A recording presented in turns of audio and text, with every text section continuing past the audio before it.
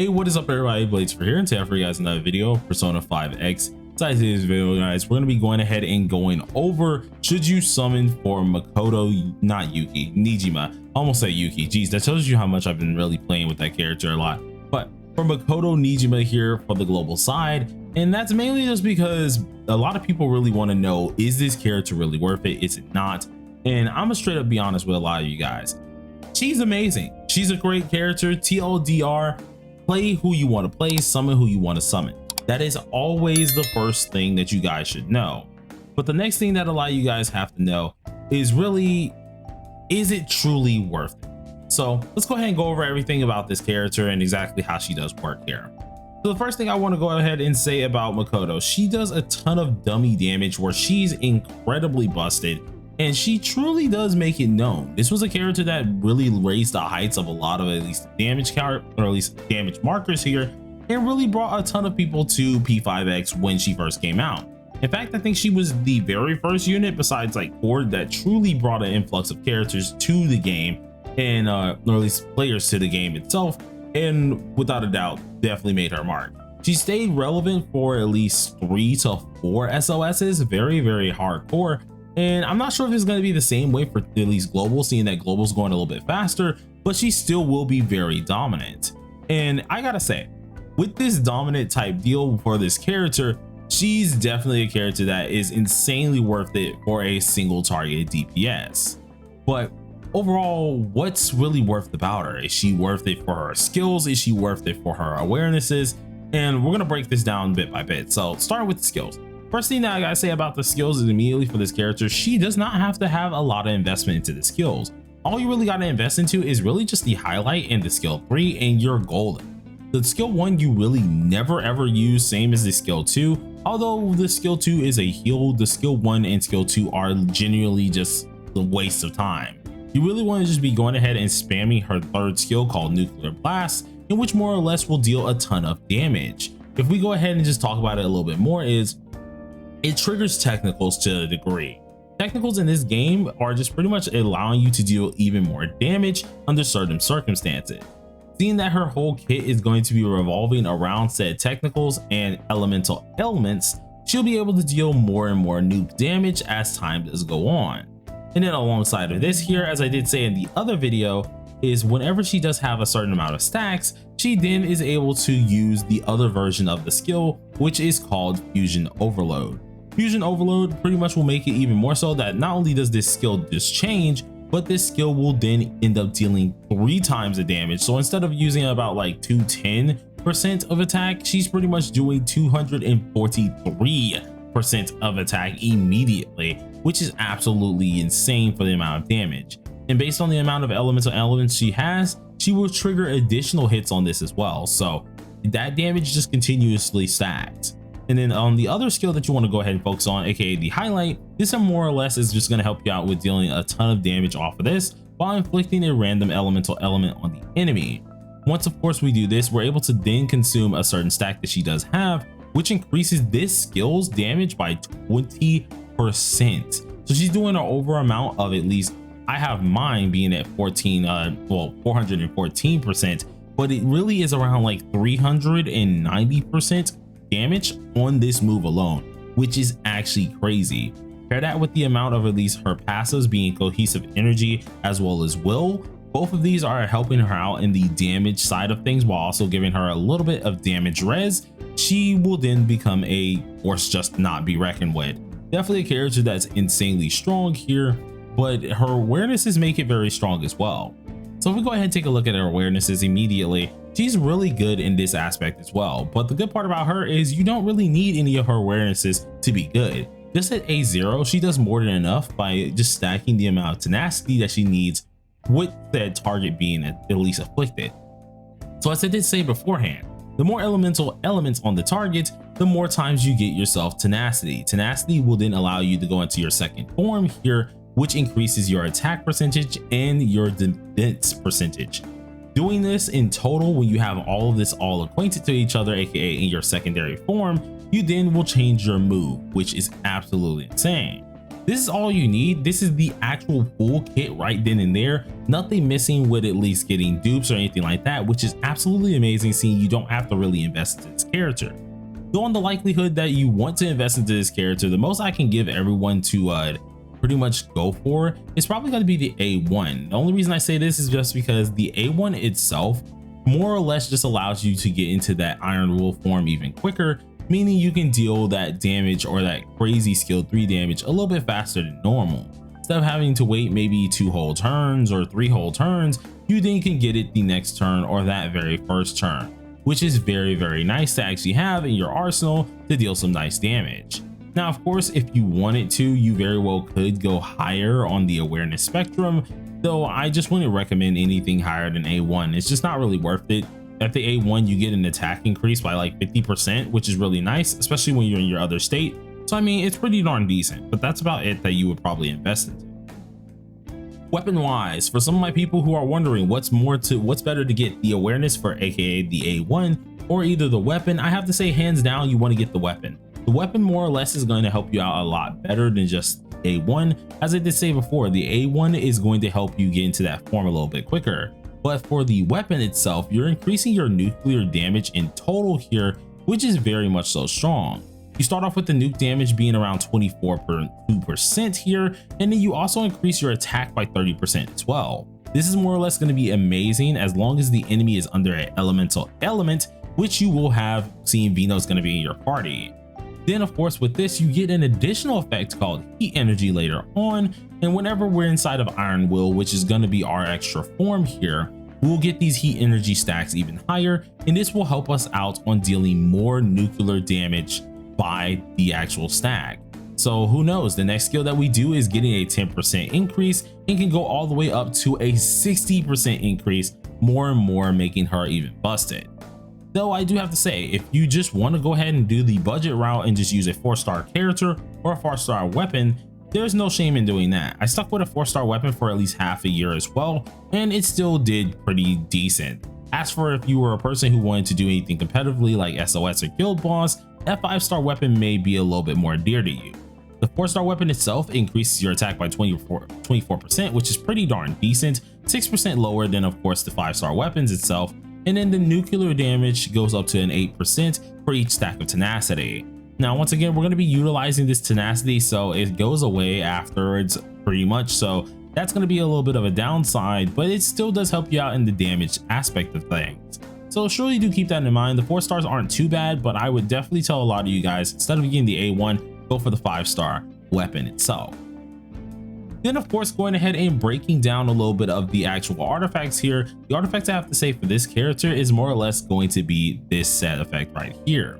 Once of course you pair it with the awareness card immediately, you're going to deal a ton of nuclear damage that is going to help you out in the long run by a massive amount.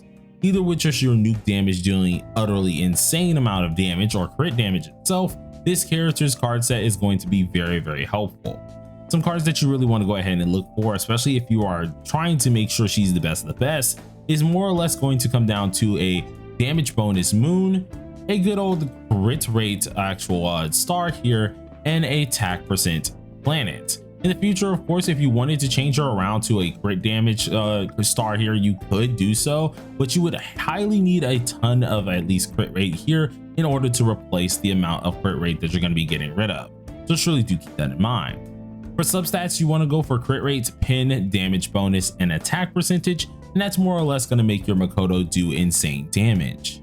But now if we talked about this, let's go ahead and showcase her and at least show you guys how you really want to utilize this character and at least a little bit of a fight. So one of the few things that I'm going to start doing, especially when it does come down to these before you summon type videos, is I want to make sure you all know exactly what you're getting into. So one of the first things that we're going to do is we're going to go ahead and do this little fight here. I'm going to use the team that's most likely going to be available on global here. So the first things first is let's just go ahead and use Okeana as a little bit of a bonus here. And then after this, we're going to go ahead and pop in, let's see, who's a good 4-star character. I guess we can go ahead and actually use Leon as a good assumption here. And then I'll try to use Marion, though Marion's going to be a little bit hard to go for because I do have her A6. So I want to try the Leon tech first. So if you were going to use something like this, your setup for personas would look like these here, and your weapon once we get to the third palace will be this one. Currently, you could very well use the blue dagger if need be, seeing that it's our only support dagger, and I think that would probably be the best of the best for you right now.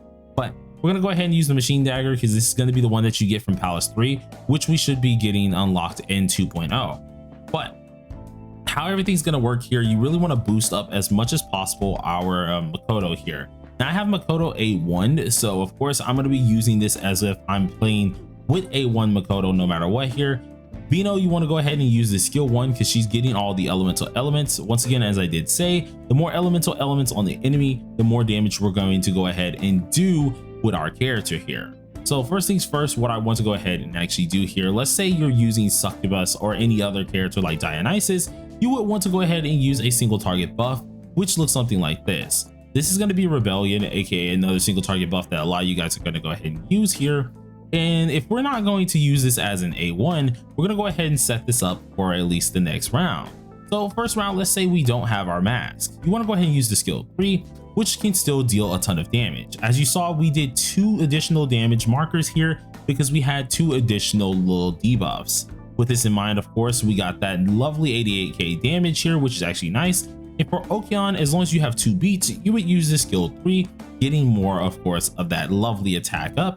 And then if you're lucky, you could very well cause a debuff on the enemy as well, seeing that she could place a elemental element. Unfortunately, we didn't get that, so of course, unfortunately, he's going to be like this. Now in the second round here, now that we have everything pretty much set up, we're going to go ahead and do this accordingly. Now we could very well use our skill 1 over, seeing that everything is kind of set up in that way. But technically for Vino, let's say the enemy did not die, you would use the skill 3. Since our enemy already died here, we want to make sure that we have everything reset back up. So let's get another winded at least effect back on the enemy. Now, something that you possibly could do, seeing that we just want a lot more elements on this guy to make sure we get the most of our damage, I'm going to use at least our Vino's highlight. Other aspects that if we had more elements on him, we would go ahead and just use our Leon's aspects, or at least Leon's highlight, seeing that he more or less is giving us a lot more damage control. But we need more, of course, elemental elements on this enemy here. So we're going to go ahead and use this immediately. Now we have fire, ice, and wind immediately on the actual enemy here. And we're going to try and get him all set up. Now, very well, we're going to go ahead and just use Bishop on here. Go ahead and get that lovely damage out on this guy, making him more susceptible to damage in general.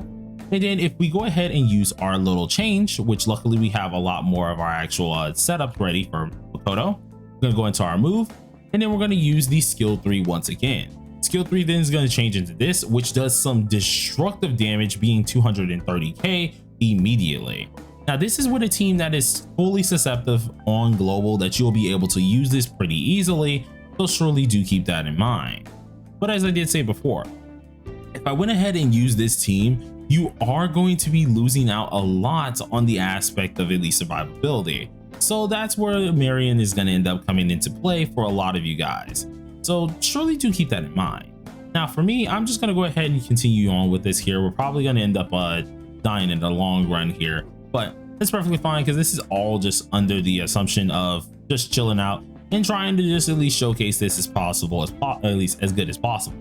Now we only have 1 element on the enemy here, still dealing some destructive damage, being a good 71k here, and that's always good to see.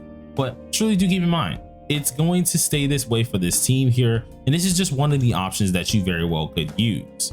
Now, in the long run, this is one of the reasons I say Marion's so needed for this, because not only are we getting the attack and pin increase, but we very well could end up helping out ourselves more and more if we just had a little bit extra being from that healing, because then we won't lose out on any health whatsoever, and we'll be looking pretty decent. We're going to use the third skill, seeing he already has a nice old debuff or elemental element on him, of course, here. And at this point in time, it is the 3rd turn, so we need to go ahead and restat back up with our single target. Get our single target buff up on here, and of course we're gonna have to take some damage, which is gonna suck, of course, if he ends up killing anyone. But I mean, like, it is what it is if it does happen. So for here, seeing that we ended up losing the character, we're just gonna go ahead and pop this off. Get some decent damage off here, nothing too high, but still get the kill off on the enemy. Now this is just one team, pretty darn decent, pretty nice to do, but once again kind of solidifies the reasoning why you really want to have yourself a different character, at least involving this team itself. So this is where at least our Marion comes in. Marion is more or less going to give you that lovely attack percentage buff that you do need, while also just making sure everyone does live and all accordingly. So I'm just going to quickly run this through. There's not really a need for me to like hardcore evaluate everything. We're going to go ahead and just use skill 1. And then here we would probably use our skill 2 just because we're building up our stacks. And we're just getting as much damage buffs as possible. And then what we're going to do, we're going to set this up once again, get a nice old buff. And since everyone's ready, let's say we are going to start off the damage round here, seeing we are A1. We're going to go into our mask form. Instantaneously, we have our buffs, and then just use our skill 3, dealing an easy 137k right then and there, since everything's already set up. So I think you guys getting pretty much the gist of how both of these teams really work here. And I hope you guys really do find this video entertaining as well as useful. I would say should you summon or skip on this character, you definitely want to go ahead and summon if you need a DPS. Me personally, I'm going to be skipping this character because I'm more or less waiting on the next few characters that are behind them, which is more or less going to be some destructive ones. One of them being a navigator, which is going to be our first 5-star navigator, being Phoebe, and then the other one going ahead and being Korg. Both of these units are absolutely insane to get, so I would suggest you guys skip, but on the off chance that you just really like the character, a collector, or even just a person who really wants a DPS, Makoto will definitely be your character to go for. She's insane, her team is pretty darn decent, and she definitely will steamroll a lot of content. But for now, thank you guys for watching, and peace out.